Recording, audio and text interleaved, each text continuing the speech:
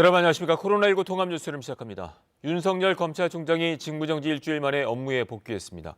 법원은 긴급한 필요성이 인정된다며 윤 총장이 낸 직무정지 집행정지 신청을 받아들였습니다. 첫 소식 김채린 기자가 보도합니다. 윤석열 검찰총장이 직무정지 일주일 만에 대검찰청에 출근했습니다. 직무정지의 효력을 중단한다는 법원 결정이 나온 지 30여 분 만에 곧바로 업무에 복귀한 겁니다. 대한민국의 공직자로서 헌법 정신과 법치주의를 지키기 위하여 최선을 다할 것을 약속드립니다. 법원의 이번 결정은 윤 총장의 집행정지 신청에 대한 신문이 열린 지 하루 만에 나왔습니다. 재판부는 윤 총장이 직무정지 탓에 검찰총장으로서 일할 수 없게 되면 이는 금전적으로도 보상되지 않는 회복하기 어려운 손해에 해당한다고 밝혔습니다. 그러면서 이를 예방하기 위한 긴급한 필요성이 있다고 결정 이유를 설명했습니다. 재판부는 또 직무 정지 상태가 지속되면 윤 총장이 임기 만료 때까지 직무에서 배제돼 사실상 해임과 같은 결과에 이른다고 지적했습니다. 이어 이 같은 상황은 검찰의 독립성과 정치적 중립성을 보장하기 위한 총장 임기제의 취지와 어긋난다고 밝혔습니다. 검찰총장에 대한 장관의 직무정지 권한은 엄격한 요건 하에서 이뤄져야 하며 인사권으로까지 전횡돼서는 안 된다고도 언급했습니다. 한편 윤 총장 측은 신문 절차에서 이른바 판사 사찰 의혹 등 추미애 장관의 징계 청구 사유가 위법하다는 주장을 전면에 내세웠지만 재판부는 집행정지 사건의 쟁점이 아니라며 별도의 판단을 내놓지 않았습니다. KBS 뉴스 김채린입니다. 한편 윤석열 총장 거취에 영향을 줄 징계위원회는 모레로 연기됐습니다. 징계위를 앞두고 열린 감찰위원회에서도 추미애 장관의 조치가 부적정하다는 결론을 내 법무부의 부담이 커졌습니다. 이어서 이재희 기자입니다. 법무부가 오늘 예정됐던 징계위원회를 오는 4일로 연기했습니다. 방어권 보장을 위해 징계위를 연기해달라는 윤석열 검찰총장 측의 요청을 받아들였다는 게 법무부의 설명입니다. 추미애 법무부 장관 대신 징계위원장을 맡을 예정이던 고기영 법무부 차관이 사의를 밝힌 것도 영향을 준 것으로 보입니다. 법무부는 법원 결정을 존중하지만 직무정지라는 임시조치에 대한 판단에 국한된 것이라며 앞으로 징계 혐의 인정 여부는 징계위원회에서 다뤄질 것이라고 밝혔습니다. 윤 총장에 대한 징계 절차를 계속 밟겠다는 건데 부담이 만만치 않습니다. 유례 없는 검찰 내부의 반발이 이어지고 있고 법무부 감찰관실 내에서도 류혁 감찰관이 박은정 감찰 담당관의 보고를 제대로 받지 못했다는 논란이 일고 있습니다. 윤 총장에게 직권남용 혐의를 적용하기 어렵다는 보고서가 삭제됐다는 파견 검사의 주장도 나왔습니다. 어제 법무부 감찰위원회가 윤 총장에 대한 징계 청구와 직무 배제, 수사 의뢰가 모두 부적정하다는 결론을 내기도 했습니다. 참석위원들 만장일치로 절차상 중대한 흠결이 있다고 지적했는데 법적 구속력은 없지만 징계위의 명분이 상당히 약화된 상황입니다. KBS 뉴스 이재입니다. 문재인 대통령과 정세균 총리가 어제 잇따라 추미애 장관을 만났습니다. 총리와 민주당이 윤석열 총장의 자진 사퇴를 압박하는 상황에서 추 장관 거취 논의가 있었는지 관심이었는데요. 법무부는 거취 논의를 부인했습니다. 보도에 손은혜 기자입니다. 문재인 대통령이 어제 청와대에서 추미애 법무장관을 따로 만났습니다. 화상으로 진행된 국무회의 후로 예정에 없던 일정이었습니다. 청와대는 추 장관이 현재 상황을 대통령에게 보고했다고 전했는데 그동안의 경과와 징계위원회 일정을 비롯해 후임 법무차관 인사 문제 등이 논의된 것으로 보입니다. 국무회의 전에는 정세균 총리가 추 장관을 10분간 별도로 면담했습니다. 정 총리의 요청이었습니다. 총리실 관계자는 대통령의 의중 등 우려를 전달한 것으로 전했습니다. 이에 대해 법무부는 현 상황을 보고했지만 사퇴 관련 논의는 전혀 없었다고 밝혔습니다. 사퇴 해결을 위한 역할을 자임하고 있는 정세균 총리는 윤석열 총장의 자진 사퇴를 요구하고 있습니다. 이전 주례회동에서 대통령과 총리가 공감대를 형성한 만큼 어제 잇따라 이뤄진 면담에서 사퇴 해결을 위한 대화가 있었을 것이라는 관측입니다. 윤 총장의 직무복귀 결정 후 야당은 추 장관 경질을 요구했습니다. 나빠지는 여론도 부담입니다. 그러나 윤석열 총장에 대한 징계위원회 결정 이전에 문 대통령의 입장이 나올 가능성은 없어 보입니다. 이런 상황에서 청와대와 민주당은 사태가 장기화돼 검찰개혁의 동력이 떨어지지 않을까 우려하고 있습니다. 정치권에서는 동반 사퇴냐 순차 사퇴냐 등의 가능성이 점쳐지고 있지만 문 대통령의 돌파구가 무엇일지는 예단하기 어렵습니다. 다만 결단의 시기와 방법은 검찰개혁의 명분을 되살리는 방식이 될 것으로 보입니다. KBS 뉴스 손은혜입니다. 다음 소식입니다. 수능이 이제 하루 앞으로 다가왔습니다. 수험생은 수능일 당일 새벽에 확진이 돼도 시험을 볼 수 있는데요. 또 오늘부터 수험생이 검사를 받으면 최대 4시간 이내에 결과가 통보되는 신속 검사도 실시됩니다. 박기범 기자입니다. 서울 구로구의 한 고등학교입니다. 지난달 27일 이후 이 학교와 관련해 11명의 확진자가 나왔습니다. 다행히 고3 학생은 없었지만 잇따르는 학교 관련 감염에 수험생 가족들은 불안합니다. 거의 대화라든지 접촉이 없는 편이고요. 또 자제를 하고 있는 편입니다. 수험생이 있으니까 어쩔 수 없이 참아야 되는 거죠. 어제 0시 기준으로 학생 확진자는 하루새 34명이 늘어났습니다. 등교 중단 학교도 275곳으로 52곳이 추가됐습니다. 수험생이 확진되거나 자가격리돼도 이번 수능 시험 응시가 가능합니다. 따라서 조금이라도 증상이 있으면 빨리 진단검사를 받고 조치를 받는 것이 중요합니다. 오늘부터 유증상 수험생이 진단검사를 받으면 그날 검사 결과를 알 수 있습니다. 신속검사가 가능하도록 전국 보건소는 밤 10시까지 문을 열어놓습니다. 수능 당일 새벽에 확진을 받아도 시험을 볼 수 있습니다. 보건소에 수험생이라고 알리고 관할교육청에 신고하면 감염병 전담병원이나 생활치료센터로 입소할 수 있게 대응 체계를 갖춰뒀습니다. 중요한 거는 확진자가 우리 172명까지 가능한데 거기 한참 못 미칠 정도로 충분히 수용 가능하고 격리자도 3,800명까지 가능한데 지금 거기보다 한참 못 미치기 때문에 충분히 수용 가능한 수준으로 지금 관리가 되고 있어요. 수능 이후 이틀간 서울 지역 감독관 2만여 명에 대한 선제적 전수 진단 검사가 실시됩니다. 수능을 하루 앞둔 오늘은 전국 고사장 학교에서 예비 소집이 실시되지만 서울시는 오늘과 수능일 모두 단체 응원을 금지하기로 했습니다. 수능이 끝난 뒤엔 대학별 고사와 논술 등이 예정돼 있어 입시 학원 등을 중심으로 집중적인 점검이 펼쳐질 예정입니다. KBS 뉴스 박희봉입니다. 방금 들어온 코로나19 소식 알아보겠습니다. 오늘 0시 기준 신규 확진자는 511명으로 집계됐습니다. 서울은 192명입니다. 취재기자 연결합니다.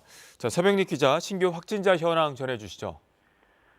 질병관리청 중앙방역대책본부는 오늘 0시 기준으로 코로나19 신규 확진자는 511명이라고 밝혔습니다. 이 가운데 국내 발생 신규 확진자는 493명이고 해외 유입 사례는 18명입니다. 국내 발생 사례를 지역별로 보면 서울 192명, 경기 143명 등 수도권에서 많은 확진자가 나왔고 이외에도 부산과 전북 등에서도 확진자가 발생했습니다. 신규 격리 해제자는 180명으로 현재 6,572명이 격리 치료 중입니다. 위중증 환자는 101명이며 사망자는 나오지 않았습니다. 누적 사망자는 526명, 치명률은 1.5%입니다. 정부는 하루 평균 확진자 수가 470여 명에 이르고 이틀 전부터 자가격리자가 역대 최고치인 7만 명을 돌파할 정도로 곳곳에서 감염이 계속되고 있다며 이번 주말까지가 확산과 진정을 판가름하는 중대한 기로가 될 것이라고 지적했습니다. 정부는 또 최근 거리두기 조정 등의 효과를 조금 더 지켜봐야 한다면서도 필요하다고 판단되면 언제라도 시행할 수 있도록 추가적인 방역 강화 방안을 미리 검토하겠다고 덧붙였습니다. 그러면서 이번 유행은 일상생활 모든 곳에서 동시다발적으로 번져나가고 있어 정부의 정밀 방역과 국민의 참여 방역이 시너지 효과를 내야만 위기 국면을 헤쳐나갈 수 있다고 강조했습니다. 이와 함께 내일 대입 수능 시험과 관련해 수험생이 안전하게 시험을 마칠 수 있도록 꼼꼼하게 현장을 관리하겠다고 밝혔습니다. 지금까지 문화복지부에서 KBS 뉴스 서병립입니다. 이번 코로나19 3차 유행에선 지인 모임 등을 통한 연쇄 감염이 유독 많이 확인되고 있습니다. 생활 속 감염이 전국에 확산돼 있다는 건데요. 그만큼 동선도 복잡해지고 역학조사 역량도 더 많이 필요하기 때문에 증상이 있다면 빨리 검사를 받는 게 중요합니다. 우한솔 기자가 보도합니다. 지난달 중순 서울 강서구의 한 사우나 관련 누적 확진자는 10명을 넘겼습니다. 첫 확진자는 사우나 이용자로 이보다 일주일 정도 앞서 양성 판정을 받았습니다. 그런데 역학조사 결과 이 확진자가 증상을 처음 느낀 건 지난 10월 23일, 15일 만에 검사를 받은 겁니다. 지난달 말 확진자 10여 명이 나온 전남 장성군의 상무대. 이곳에서 맨 처음 양성 판정을 받은 지표 환자도 지난달 21일부터 감기 증상을 보였지만 검사는 26일에야 받았습니다. 11월에 새로 발생한 집단 감염 118건을 분석해보니 20% 가까이는 지표 환자가 증상이 생기고 확진받기까지 7일 넘게 걸린 거로 조사됐습니다. 코로나19는 감염 초기에 전염력이 강하기 때문에 검사를 늦게 받을수록 바이러스에 노출되는 사람이 늘어납니다. 집단 감염을 경험했던 고위험 시설에서조차 아직 일부 허점이 보이고 있습니다. 무증상 경증의 감염자들이 누적되어서 우리 주변에서 일상 감염이 다발하고 전문가들은 설마 내가 확진됐을까 하는 방심도 문제지만 확진자에 대한 비난과 부정적 인식이 퍼져 의심 환자가 검사 자체를 회피하는 걸 우려합니다. 개인정보가 드러나고 방역의 원칙을 지키지 못해서 갖게 되는 비난, 두려워서 증상이 있어도 숨기거나 검사받지 않는 경우도 있을 수 있고 방역 당국은 조금이라도 의심 증상이 생기면 빨리 검사를 받아야 대규모 확산을 조기에 차단할 수 있다고 거듭 강조했습니다. KBS 뉴스 우한솔입니다. 여야가 내년도 예산안의 합의에 오늘 본회의에서 처리합니다. 정부 제출한 556조에서 2조 넘게 는 558조 원 규모인데요. 관심을 모았던 3차 재난지원금과 코로나19 백신 예산도 3조 9천억 원 본 예산에 포함됐습니다. 보도에 김성수 기자입니다.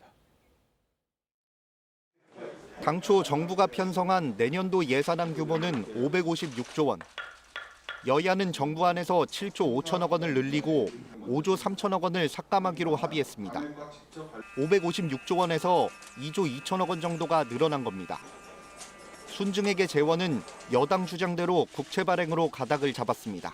감액을 최대로 하자라고 하는 야당의 입장과 순증이 불가피하다는 이제 여당의 입장이 있었습니다만 최종적으로 오늘 발표한 내용으로 정리됐다는 말씀. 3차 재난지원금으로는 특정 업종과 계층에 지급되는 선별 지급 형식으로 3조 원이 책정됐습니다. 국민의힘은 3조 6천억 원, 민주당은 2조 원 수준을 검토했는데 합의점을 찾은 겁니다. 코로나19 백신 물량 확보 예산은 기존 3,200억 원에서 9천억 원을 증액하기로 했습니다. 4,400만 명분의 백신 확보가 가능한 규모입니다. 전 국민 백신 예산과 3차 재난지원금은 순전히 우리가 요구했던 것이고 그것이 받아들여졌다. 이외에도 민주당이 주장했던 서민주거 안정대책과 2050년 탄소중립 예산, 국민의힘이 주장했던 보육돌봄 확충 예산 등이 당초 정부 안에는 없었지만 추가로 들어갔습니다. 대신 정부 안에서 5조 3천억 원이 감액됐는데 한국판 뉴딜 예산이 상당 부분 포함됐다는 게 국민의힘 측의 설명입니다. 오늘 본회의에서 예산안이 통과되면 지난 2014년 국회 선진화법 시행 이후 6년 만에 국회는 법이 정한 예산안 처리 시한을 지키게 됩니다. KBS 뉴스 김성수입니다. 홍남기 경제부총리 겸 기획재정부 장관이 이달 안에 서울 5천 가구, 수도권 16,000가구 등 모두 3만 9천 가구의 공실 공공임대 입주자를 모집하겠다고 밝혔습니다. 홍 부총리는 오늘 오전 정부 서울청사에서 부동산 시장 점검 관계장관 회의를 주재하면서 전세시장 안정을 도모하기 위해 이미 발표한 대책의 물량을 신속하게 공급하는 것이 무엇보다 중요하다며 이같이 밝혔습니다. 홍 부총리는 공실 물량을 보증금 비율 80%의 전세형으로 전환해 연말까지 기존 요건대로 입주자를 모집하되 이후 자녀 공실 물량에 대해서는 준비가 되는 대로 연말 통합해 모집할 계획이라고 설명했습니다. 이어 서민, 중산층 주거 안정 방안에서 발표한 대로 소득, 자산 요건을 적용하지 않을 것이라며 다만 신청자가 물량보다 많을 경우에는 소득 기준으로 선정하겠다고 말했습니다. 이번엔 KB증권 연결해서 오늘의 주식시장 알아보겠습니다. KB증권입니다. 반도체주를 중심으로 외국인의 자금이 유입되면서 코스피 지수가 사상 최고치를 경신하고 있습니다. 코스닥은 개인의 매수에 힘입어 강세를 나타내고 있습니다. 이 시각 현재 코스피는 38.49포인트 상승한 2672.74에 코스닥은 3.31포인트 오른 894.6에 거래되고 있습니다. 간밤 미국 증시는 추가 경기 부양책과 코로나19 백신 기대감에 S&P 500 지수와 나스닥 지수가 사상 최고치를 경신하는 등 일제히 오름세로 장을 마쳤습니다. 이에 코스피도 외국인의 매수세가 유입되며 연이틀 좋은 흐름을 이어가고 있습니다. 미국의 대표적인 메모리 기업인 마이크론이 실적 가이던스를 상향 조정하면서 삼성전자가 7만 원 선에 바짝 다가서고 있고 SK하이닉스는 52주 신고가를 경신했습니다. 또 오는 10일 공인인증서 제도가 폐지된다는 소식에 전자인증 관련주가 줄줄이 급등하고 있습니다. 이 시각 현재 달러화에 대한 원화 환율은 1,104원 90전에 거래되고 있습니다. 지금까지 KB증권이었습니다.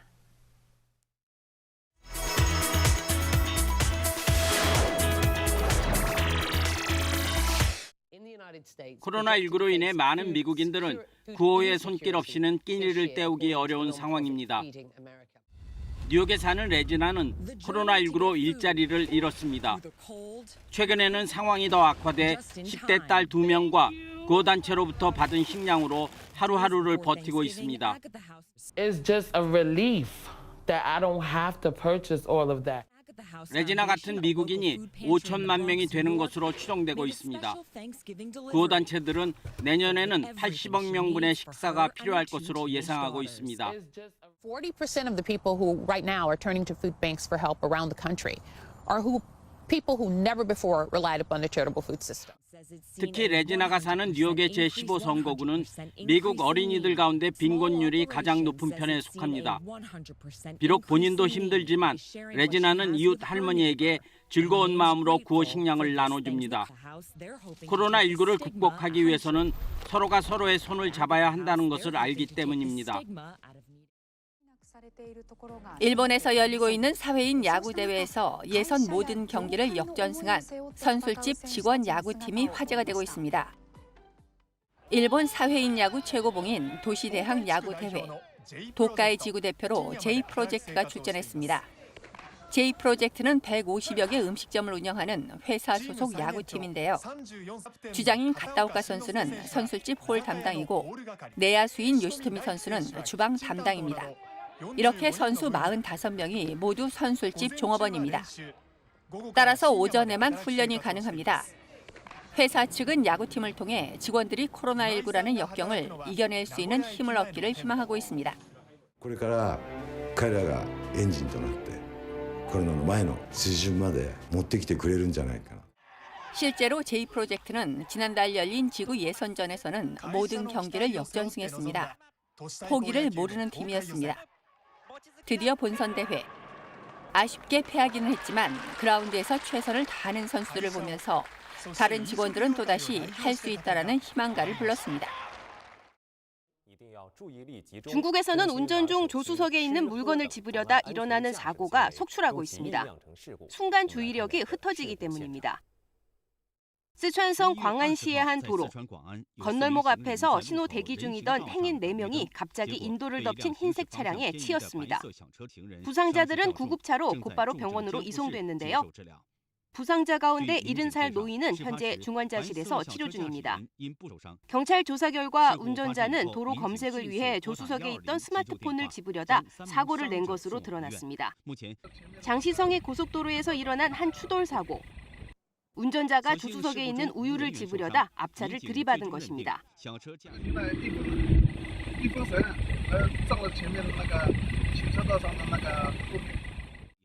두 사고의 공통점은 운전자가 조수석에 있는 물건을 집으려다 사고가 일어난 것.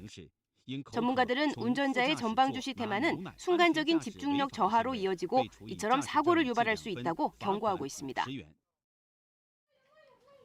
발루시 씨의 식구는 특별하고 많습니다. 바로 고양이 480마리, 그리고 개 14마리입니다. 10여 년 전 처음 버려진 고양이를 데려다 키우기 시작한 것이 이처럼 엄청난 수로 늘어났는데요. 이웃들의 불만에 몇 해 전에는 큰 집으로 이사까지 했습니다. بحاجة للمساعدة بحاجة للطعام عندي 17 قطة عمية بحاجة إن إحنا نمد إيدينا ونأكلهم ونشربهم. 동물 가족을 먹이고 돌보는데 우리 돈 월 900만 원 이상이 듭니다. 하지만 발루시 씨는 이들은 자신에게 소중한 동반자들이고 큰 기쁨을 주는 존재라고 말합니다. 자신은 어린 나이에 고아가 됐고 공무원으로 일하다 퇴직 후 우울증에 빠져 있었는데 그때 이 동물 가족들이 자신을 구해줬다고도 고백합니다. 그나마 다행인 것은 그녀의 생활이 온라인을 통해 알려지면서 유기동물 보호단체에서 얼마 전부터 후원을 보내주고 있다고 합니다. 발루시 씨는 급증하고 있는 유기동물을 돌보며 함께 사는 것이 작은 소망이라고 힘주어 말합니다. KBS 월드뉴스입니다. 어제 오후 경기도 군포의 한 아파트에서 불이 나 4명이 숨지고 7명이 다쳤습니다. 이 목격자들은 화재 당시 여러 차례 폭발이 있었다고 말했는데요. 자세한 내용 김영덕 기자가 보도합니다. 시커먼 연기와 함께 불길이 아파트 베란다로 치솟습니다. 베란다 난간에는 여성 한 명이 구조를 요청합니다. 다행히 주변에 있던 고가 사다리 차량이 사다리를 대자 여성이 아슬아슬하게 위에 옮겨 탑니다. 이 아파트에서 불이 났다는 신고가 접수된 것은 오후 4시 37분쯤. 헬기 저기가 착륙이 불가한지 계속 저희 집 앞까지 왔다 갔다 하고 막 10번을 빙빙 돌았어요. 그래서 너무 안타까워가지고. 불은 화재 30여 분 만에 진화됐지만 4명이 숨지고 7명이 다치는 인명피해가 발생했습니다. 불은 15층짜리 아파트 건물 12층에서 일어났는데요. 불이 빠르게 번지면서 2명이 119 소방대가 도착하기도 전에 추락해 숨지는 안타까운 상황이 벌어지기도 했습니다. 또 다른 2명은 건물 옥상으로 이어지는 계단에서 발견됐는데 함께 발견된 1명은 위중한 상황입니다. 목격자들은 여러 차례 폭발음이 들렸다고 증언합니다. 펑펑 소리가 이제 처음에 연속적으로 들리더라고요. 이 첫 번째 그 불난심에서. 그리고 그 이후에 이제 여자 구조되고 저기서 또 그 옆집에서도 뻥 소리가 나면서 이게 화염이 갑자기 또 확 치솟더라고요. 화재 당시 불이 난 집에서는 인테리어 공사가 진행 중이었는데 현장에서 전기 난로와 가연성 물질이 있었던 것으로 전해졌습니다. 샤시 공사하던 중 불이 나서 4분이 사망하시고 폭발음 들었다는 목격자 이야기들은 있는데 정확히 확인하도록 하겠습니다. 경찰과 소방당국은 사망자의 신원을 확인하는 한편 정밀 감식 등을 통해 정확한 화재 원인을 조사할 예정입니다. KBS 뉴스 김용덕입니다. 정부가 전세 대책의 하나로 발표해 논란이 일었던 호텔 리모델링 임대주택을 언론에 공개했습니다. 어떤 모습인지 황정호 기자가 다녀왔습니다. 1인 청년 가구들로서는 굉장히 좋은 그런 주거 환경을 갖추고 있었습니다. 서울 시내에서 2군데가 새로 이번에 문을 열게 되는데. 김현미 장관이 말한 청년 임대주택입니다. 관광 호텔을 오피스텔 형식으로 개조한 건데 10층 높이에 최대 전용 면적 17제곱미터 정도로 120여 가구 규모입니다. 깔끔한 외관에 지하철역에서 거리도 가까워 입지는 좋은 편입니다.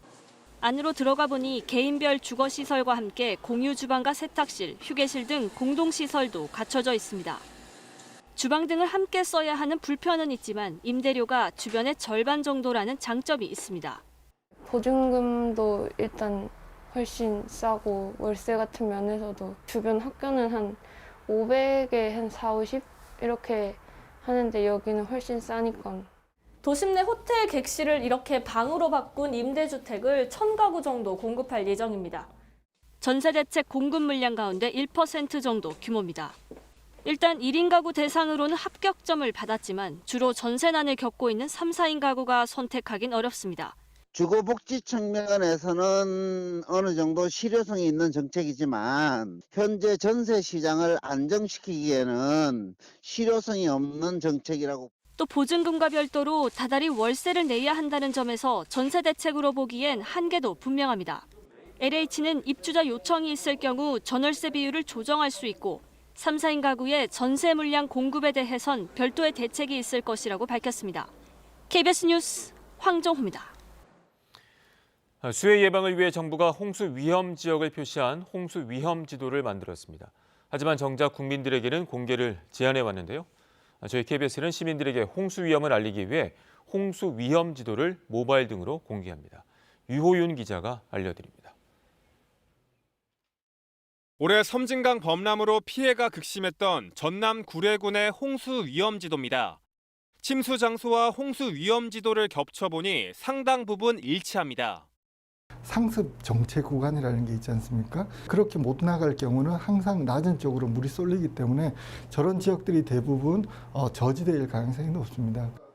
홍수 위험지도는 100년에 한 번 내리는 큰 비 때 강물이 넘치면 어디가 얼만큼 잠기는지를 보여줍니다. 범람 위험 지역 주민에게 홍수 위험을 미리 알리고 방제 계획 수립에 활용합니다. 정부가 2001년부터 제작해 다 만드는데 100억 원 정도 들었습니다. 하지만 시민단체 등이 공개를 요청해도 열람을 제한해왔습니다. 지도를 관리하는 환경부는 시청과 군청에 방문하면 열람 가능하다고 안내하지만 실상은 다릅니다. 침수 지역 같은 거 집값이 떨어지고 이런 거 문제 때문에 이제 공개를 안 하거든요. KBS는 20년간 제대로 보기 어려웠던 홍수 위험지도 2,200장을 정보 공개 청구를 통해 입수했습니다. 시민에게 홍수 위험을 알리기 위해 이를 전면 공개합니다. KBS 뉴스 홈페이지나 KBS 뉴스 어플에 들어가 홍수 위험지도 배너를 클릭하시면 됩니다. 다만 강물 말고 다른 이유로 침수될 위험은 빠져 있고 각 지자체별로 방제 사업이 잘 돼 있으면 실제 침수 가능성은 낮을 수 있습니다. KBS 뉴스 유호윤입니다. 수능 예비 소집일인 오늘과 수능 당일인 내일은 바람 불며 영하권에 다소 추운 날씨를 보이겠습니다. 코로나19 탓에 올해는 수능 시험이 2주 정도 연기되면서 시기가 시기인 만큼 12월 초에 겨울 날씨를 생각하시면 되겠는데요. 내륙 대부분 지방이 영하로 내려가는 데다 바람이 불어 체감 온도는 실제보다 1에서 3도 정도 더 낮겠습니다. 또 코로나19 감염을 방지하기 위해 교실에 환기가 자주 이뤄지기 때문에 특히나 수험생들은 보온에 신경 쓸 필요가 있습니다. 갈수록 대기가 건조해지고 있습니다. 강원 영동과 경상도 해안, 일부 경상도 내륙, 전남 동부 지역에 건조주의보가 내려진 가운데 당분간 이렇다 할 비 소식이 없어 건조특보는 더 확대되거나 강화될 가능성이 높습니다. 오늘은 전국에 가끔 구름 많겠고요. 아침부터 낮 사이 강원 산지와 제주도 산지에는 눈이 날리는 곳이 있겠습니다. 또 전남 동부 남해안과 제주도 동부 지역에는 산발적으로 빗방울이 떨어지겠습니다. 오늘 아침 서울이 0.9도 등 어제보다는 기온이 좀 높았지만 낮 기온은 서울이 5도, 강릉이 8도, 전주가 9도, 진주가 11도로 어제와 비슷해 낮에도 쌀쌀한 날씨를 보이겠습니다. 바다의 물결은 제주 남쪽 먼 바다에서 3m까지 다소 높게 일겠습니다. 당분간 비 소식이 없어 맑고 건조한 날씨는 계속되겠습니다. 또 북서쪽에서 차가운 공기가 유입되면서 아침에는 영하의 추운 날씨를 보이겠습니다. 날씨 전해드렸습니다. 코로나19 통합 뉴스룸은 잠시 뒤 11시에 이어집니다. 고맙습니다.